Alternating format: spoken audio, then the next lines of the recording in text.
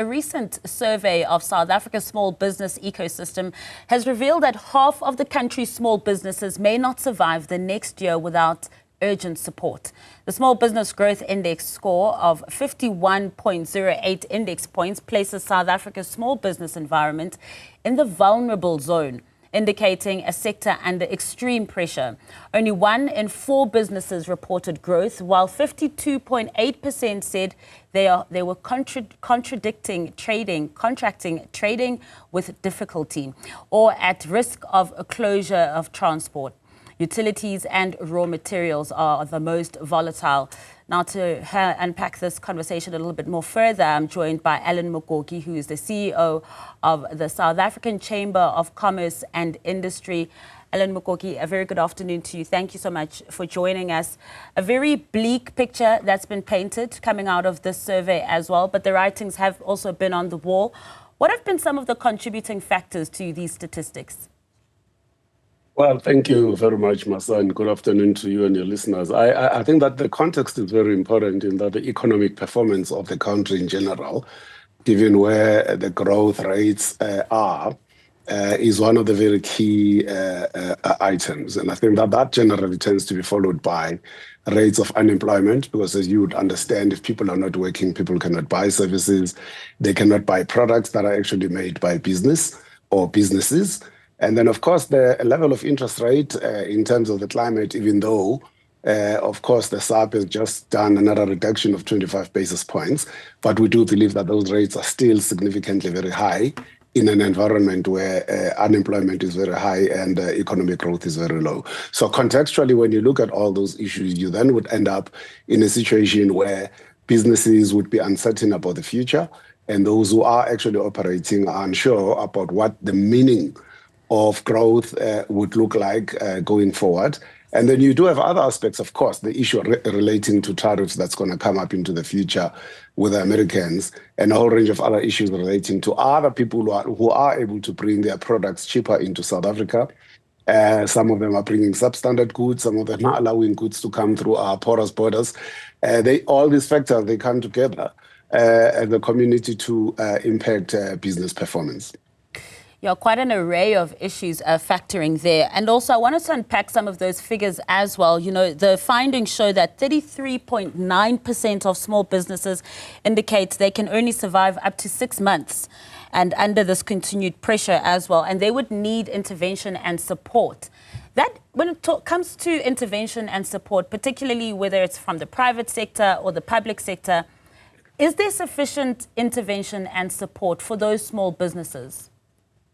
Well, in the context of South Africa today, there can never be sufficient support, because one of the areas that I think came out in this particular piece of research was that capital remains a very huge issue in terms of assisting our businesses to perform. Then you have other issues relating to technology. You have other issues relating to the skills themselves in terms of the training and the development that would then be required. Because whilst you are running a small business in South Africa, people sometimes are unconscious of the fact that they may well be competing with businesses that are based in Korea or Taiwan or Japan, who are also bringing goods into South Africa or China. So you do need to scale up the level of development and training and competences and skills, so that even if you're a smaller business, you do at least understand some of the basic elements of how a business can be run. You understand the human resources issues, you understand operational management, you understand financial management, you understand all these things, because whether you're small or big, you are actually going to be impacted in a very highly competitive environment as we have in South Africa. And just latching onto that advice as well, you also have been quoted as saying that policymakers should respond with urgent, tailored and accessible financing solutions that bridge the gap between supply and demand. Just expand a little bit on that as well.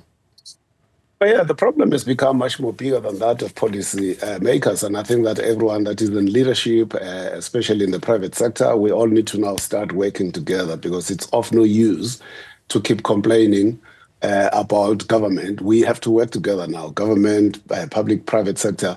let's work together to find the solutions, because the issue relating to small business impacts the country in general. You know, when we talk about economic growth, that is not likely going to come from the bigger businesses. It's going to come from people being given an opportunity to get into entrepreneurship. It's going to come from people who do have and are running their own businesses at this particular time, being given opportunities to gain new markets, whether those markets are in South Africa or outside of South Africa. And they need to be assisted in terms of understanding, number one. It's not just sometimes only capital, as we said. You do have issues relating to skills and competencies of understanding what is out there in terms of the market. We are going into this, you know, new environment in Africa where it's going to be, you know, an environment where tariffs are not being loaded because it's a free trade zone. But do we have the level of skilled business people who can then take advantage of those particular opportunities? So these things, all of them, need to be done in a way that is very systematic, very, very structured, so that when we say someone is getting into a business, you know, we can then put together all the supporting mechanisms that relates to how we make that person to be successful, or at least give them an opportunity to survive and then grow, and then create these particular jobs and pay the taxes, because we're not necessarily supporting businesses just because a business must succeed on its own. It's because it has to make this contribution to society in general, so that the democracy dividend can be something that we all look up to as, okay, we've done something that we needed to do in South Africa. And of course, not forgetting, you know, the role of employment that it plays, and considering our dire unemployment stats as well. Those small businesses do contribute quite massively. But also quite alarming here, you know, I want us to talk about where the small business owners find themselves in between a rock and a hard place. The study also found that 3 out of 4 businesses, small businesses, plan to raise their prices in the next 6 months between 6 and 10%. Now, they are left with no choice but to raise, of course, their prices. However, we do have a constrained consumer that doesn't have a lot of money in their pockets to spare. And they also then have to look at, you know, what am I going to cut off? What am I going to sacrifice? What do I have to pay for? And in turn, that, of course, then affects the small businesses that won't then be getting their services and goods purchased. Would you say that they find themselves in this kind of a rock and a hard place, because raise those prices and it may deter consumers, but not raise those prices and still your business will crumble? It depends on individual businesses, individual industries, and what challenges they themselves would actually be facing. Yes, indeed. There's only 2 ways of running a business. You either look at costs in terms of where the costs are sitting. Can you still take out costs? Can you reduce the cost? What can you save on, whether it's electricity, whether it's costs, operational costs, whether it's people-related costs, whether it's logistics. And if there is no opportunity to do that in that environment, you're always going to check what's happening on the revenue line. Can I raise my pricing in a way that makes me to remain competitive, or will I raise prices and actually chase away my clients? So I think that anyone who's running a business is always grappling and trying to balance these 2 factors in that particular equation. And of course, when your input costs are also impacted by other things, for instance, the exchange rate may well have an impact on the fuel price or on some of the input costs where you are importing, or some of the things that you are using in your processing or manufacturing environment is affected by the import environment in terms of exchange control and interest rates. Then you are actually going to be under pressure to try and see whether you can look for people who can buy your product or your service at a higher level. Of course, if you can show value add, you want to be more expensive than other people, but you can show that you are differentiated. These are the bells and the whistles that make your product to be better than other people's products, then people would pay for that if the market actually exists. So it's always going to be a risk of trying to balance these 2 equations. And to that particular extent, business people need to be very careful that they are doing something in an environment where they've conducted their own research, market research, and they understand that people do exist who can buy at that particular price point and who are looking for that particular type of value. And just finally, as you know, the Chamber of Commerce and Industry as well, how concerned are you about these stats that are coming out, also considering the economic situation that could be getting even more dire, considering those tariffs imposed by America? Well, we're concerned, but whilst we're at the same time concerned, we have to acknowledge and accept that we're here. We're in South Africa, no one is going anywhere. So in a sense, there are also opportunities. You know, there is always going to be, sometimes you get into trouble, you get into a crisis, but that enables you to figure a new way of doing things. So the way we've done things probably is no longer sufficient to be able to get us out of where we are.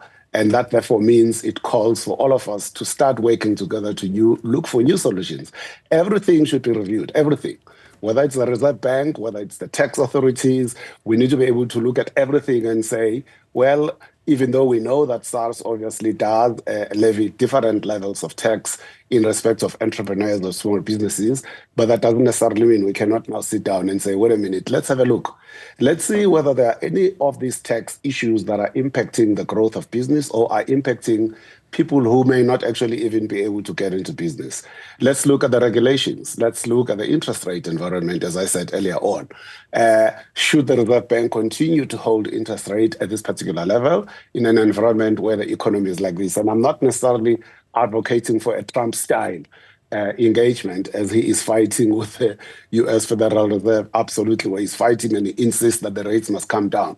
But quite clearly in South Africa, we do need to have that level of a conversation. We need to have a conversation around the structural nature of the business that keeps other people out of that business. Because there are pseudo monopolies in South Africa where, for instance, if you want to get into the rail system, you want to get into the port system, you're not actually able to do that because other people are incumbents and they're more dominant in that particular structure. So everything needs to be reviewed for us to get out of this. Alan Mukoki, thank you so much for joining us this afternoon. Of course, that was the CEO of the South African Chamber of Commerce and Industry.